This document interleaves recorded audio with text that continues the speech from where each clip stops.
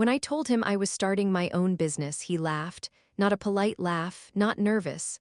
A full, open laugh like I'd just told a joke I didn't realize was funny.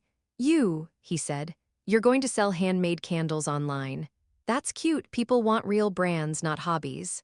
He owned a small shop downtown, nothing huge, but enough to make him feel important, enough to make him think he understood business better than anyone else in the room.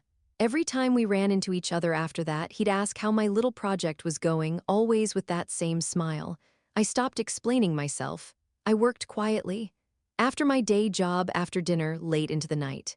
I learned everything on my own, sourcing materials, branding, customer psychology, shipping logistics.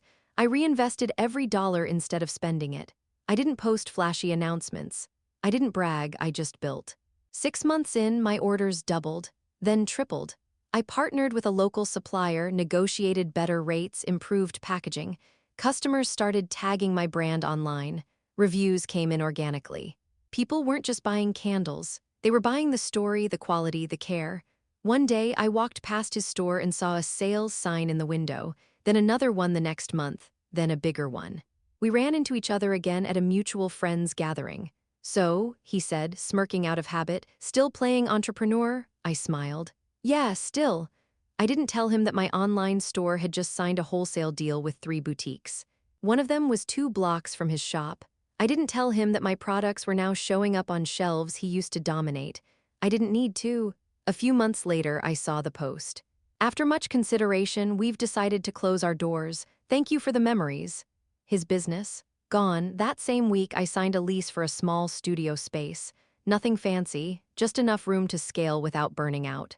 I hired my first part-time employee, paid her fairly, treated her well. One afternoon, while I was packing orders, my phone buzzed. It was him.